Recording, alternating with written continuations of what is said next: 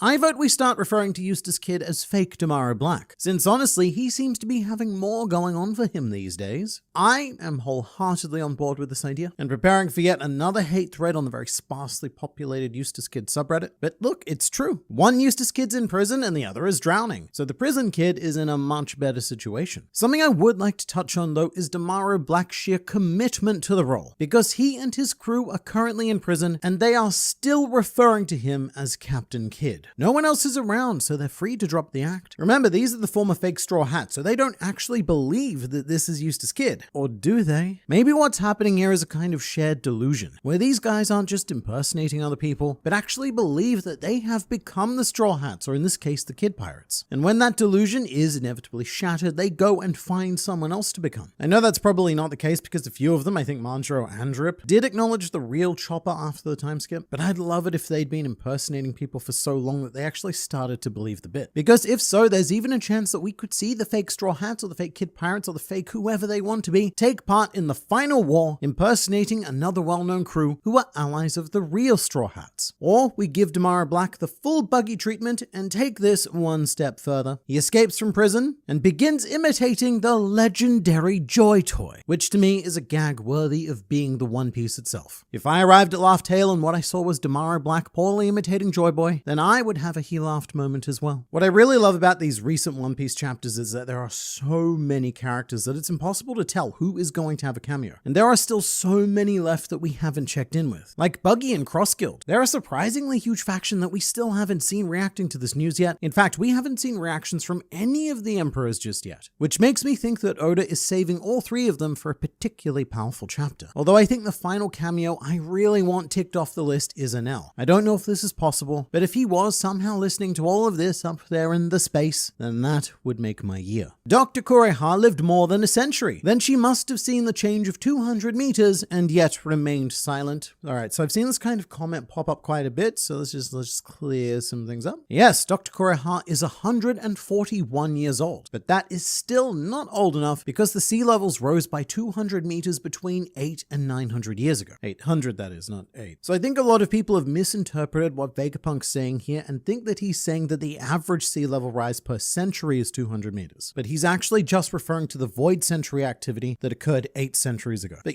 just thinking about what that implies is that during this war, it is quite possible that up to 200 islands, or whatever the island equivalent of area was, were destroyed. Remember, getting rid of Lelucia only gave us a mere lousy 1 meter. So for a whopping 200, we are looking at the kind of destruction that we've not even come close to seeing in One Piece, which I guess would explain the chaotic conditions of the Grand Line and especially the New World. If I had to guess, most of the war probably took place in the New World, because if you're gonna go ahead and make 200 massive holes in the sea, then it's gonna have some pretty crazy effects. And thinking about it, it really makes me appreciate Oda's attention to detail, because he could have placed this void century at any given point throughout world history. I've personally always thought that 800 to 900 years ago felt a bit arbitrary, but as the story goes on, it's clear that it was very, very carefully considered, because Oda has made it just old enough that theoretically, no living thing today could have possibly experienced it, not even giants who can live up to 300 or even 400 years. So enough time has gone for everyone of the old world to pass on, but it's also still recent enough that we are facing the direct and immediate ramifications of it. Am I insane for thinking that the only man who isn't laughing in the panel where everyone is mocking Vegapunk looks suspiciously like Basil Hawkins? You're not insane. A lot of people said the exact same thing, and I think that all of those people probably need their eyes checked. However, this is an interesting rabbit hole because I initially thought it was someone else as well. The character the commenter is referring to is this guy, the only one in the Mocktown bar who isn't literally pissing himself with laughter. And look, maybe I need my eyes checked as well, but to me, he looks exactly like Roshio the Executioner. He's got the hair, the bandana, the sleeveless shirt, he's got the everything. In case you don't remember, and really why would you, Roshio was the guy playing cards with Bellamy, who Bellamy then proceeded to stab in the hand and brutally kill. Bellamy doused him in alcohol, set him on fire, and then threw him off a tall building. And Roshio's death was confirmed in, I believe, the Grand Blue Data Book, but maybe that's wrong because data books, they can be wrong, especially in regards to incredibly minor characters. And mate, this guy really looks like Roshio, and he may or may not be smiling because he's gone and pulled a Bellamy, having himself a grand adventure to start to believe in the more unbelievable aspects of this world. Considering the reactions of the rank and file Marine soldiers, I think we've just seen the beginning of a long-expected schism/rebellion in the Marines. So my favorite reaction is from the Marine who kind of looks like he has fishman teeth. Vegapunk's telling the story about how Joy Boy fought against an enemy known as the World Government, and this Marine's just like, "Hey, isn't that us?" Which is such a stupid line that no one would say in real life. There was actually a very similar line in the live-action Avatar where Iroh was talking about the 41st Division, and then the leader of the 41st Division says, "Wait a minute, that's us! We're the 41st Division!" And it's like, I know it's you and you know it's you, so just get it together, mate. One thing I should mention is that I've given a lot of praise to Vegapunk for not casting judgment over events that he himself doesn't fully understand. But I think this was also a fantastic story maneuver by Oda. Because if you do have Vegapunk blatantly state that, say, the world government was evil, then it makes it a lot harder to keep our rank and file Marines within their ranks and files within the Marines. The way Vegapunk lays out this truth gives everyone a choice. It is ultimately up to them to decide which path they wish to pursue, which ideology resonates with them best. Some will have a justice awakening and rebel, whilst others will double down on their beliefs. Neither will have the full truth, so they've got to come to their own conclusions, like that iconic part of Fishman Island, where the Straw Hats get asked if they're friends or foes, and Luffy simply replies, "You can decide that for yourselves." Before the Void Century, Impel Down used to be a prison tower. Airships would drop off the inmates at the only exit, which was more than 200 meters above the ground. I mean, that's just true, right? The entrance of Impel Down is up the top, so you would have had to fly prisoners